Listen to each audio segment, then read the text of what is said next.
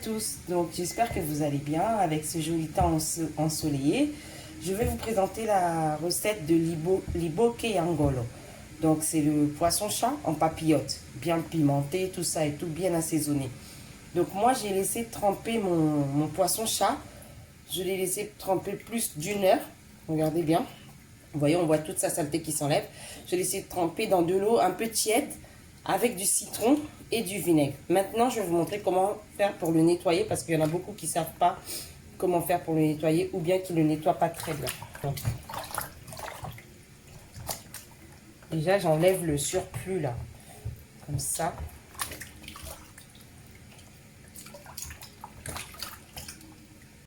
Donc moi, je le frotte bien avec le citron, que ce soit à l'intérieur et à l'extérieur. Ensuite, je vais vous montrer comment enlever toutes les saletés à l'intérieur, comment le couper, tout ça. Donc voilà, donc il faut bien prendre le temps pour le laver. Il faut bien prendre le temps de le laver à l'intérieur, voilà. Que ce soit tout propre à l'intérieur. Après, je vais vous montrer comment faire pour le couper et l'assaisonner. Donc ici, là, il y a la tête. Juste derrière la tête, il faut couper des entailles ici, parce qu'on va sortir des saletés qui sont juste là. Donc, on coupe ici et on sort les... Vous allez voir, il y a deux boules. On va sortir ça et ça. Voilà. Après avoir fait cette entaille, on continue maintenant. Je vais maintenant couper en petits morceaux. Voilà, notre poisson, il est bien lavé, bien coupé, entaillé. Voilà, comme ça. Et maintenant, je vais vous montrer l'assaisonnement. Pour l'assaisonnement, donc il faut bien veiller qu'il n'y ait plus d'eau. Donc, je vais bien vider l'eau. Pour que l'assaisonnement rentre bien, on va bien vider l'eau. Donc, je reviens vers vous. Donc, notre poisson, il est bien entaillé, tout ça. Maintenant, je vais mixer ces ingrédients-là. Donc, je vais mixer ça, c'est du poivron vert avec un peu de céleri. Moi, j'en mets pas beaucoup de céleri. Poivron vert avec un peu de céleri. Ça, c'est de l'oignon blanc. C'est de l'oignon blanc. Ça, c'est encore du poivron vert. Donc, il n'avait pas assez de place là. Je vais mettre aussi là. Un peu de tomate, j'en ai pas beaucoup, c'est une tomate et la moitié d'une autre, du piment, des poireaux, citron c'est à la fin, et le gingembre je vais le râper et je vais mettre un peu de l'huile et de l'eau. Donc je vais mixer tout ça et je reviens vers vous.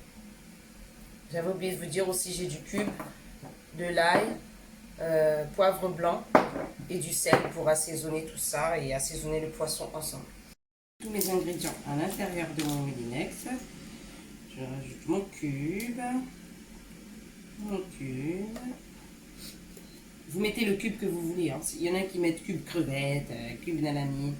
J'avais pas de l'ail en frais, j'ai pris de l'ail en poussière. Voilà. Un peu de sel.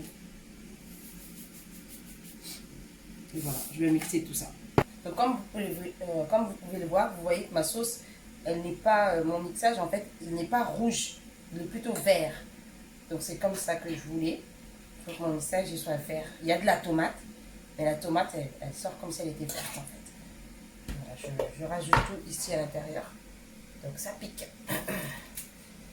Et vous voyez, j'en ai fait un peu plus. Comme ça, je garde dans des sacs de congélation pour la prochaine fois, ou même pour un assaisonnement même d'un poisson. Ça joue pour tout. Voilà, je râpe maintenant mon gingembre. Moi, j'aime pas le gingembre moulu. Je préfère le gingembre comme ça, frais. Je le râpe. Dernière étape, je mets du citron. Le goût. Voilà.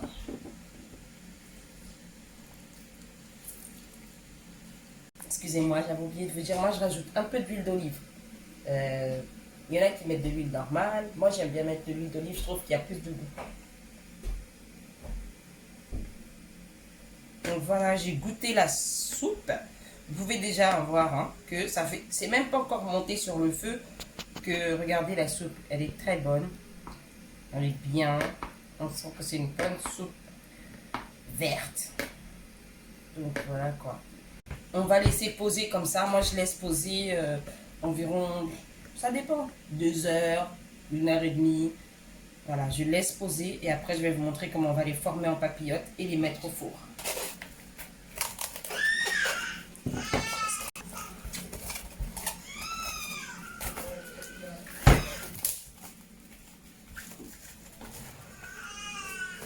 Voilà, nous revoilà. Donc là, on est là. On va maintenant monter en papillote. Donc pour ce faire, j'avais besoin des... Moi, je garde, hein, quand j'achète mon coin là, je garde les feuilles, je les lave bien. Et comme ça fait comme en Afrique, là, du bokeh avec les feuilles de manioc et notre poisson. Donc pour monter, on a besoin de papier aluminium. Attention, il faut bien le fermer. Hein. Donc je prends le papier aluminium, je mets une assiette toujours creuse, moi, comme ça. Comme ça.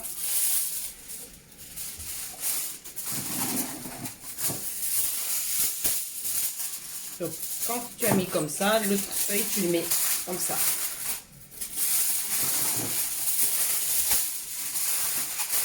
Il faut bien que ce soit bien solide, sinon ça va couler et ça va pas bien cuire. Voilà, donc là j'ai mis 4 épaisseurs et la dernière, je mets la feuille. Même 2, ça fait joli. Celle-là elle est belle. Voilà, je dispose ensuite mon poisson.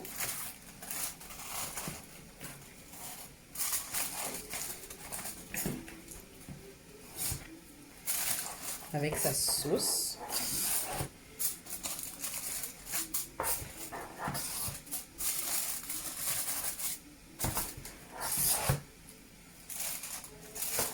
Voilà, donc, ça suffit comme ça. Et maintenant je ferme. Donc je ferme avec pression. Donc comme ça. Voilà. Et comme on ferme comme ça, on l'ouvrira que quand il sera cuit. Que quand il sera cuit. Et voilà. Et on met nos papillotes à l'intérieur du four. Bon là je vois que c'est trop haut. Je vais baisser la grille. Donc voilà, on les laisse cuire comme ça, au four, comme ça. Moi je les laisse bien 1h30, 2 heures à peu près. Je vais venir tester en fait comme ça. Pour voir que ici ça a bien chauffé. Que ça a bien pris du chaud. Et je vais voir, c'est là que je vais comprendre que à l'intérieur aussi ça a bien cuit. Donc voilà notre poisson en papillote. Donc les bokeh, il est cuit. Donc moi je préfère le présenter comme ça. Qui reste en fait sur l'assiette. Donc comme ça, je le plie comme ça sur les côtés.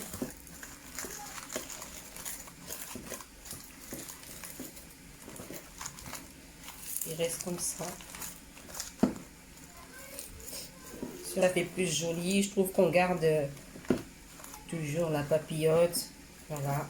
Vous voyez la soupe, tout est bien. Donc voilà, j'espère que vous avez aimé la vidéo. J'espère que tout a été clair pour vous. En tout cas, si vous avez des questions, n'hésitez pas à les mettre en commentaire. Si vous avez des suggestions ou quelque chose, n'hésitez surtout pas à mettre en commentaire. En tout cas, je suis là pour vous. J'espère que vous avez aimé. Surtout, n'oubliez pas de vous abonner et de partager la vidéo. Je vous aime beaucoup. Merci beaucoup. À bientôt.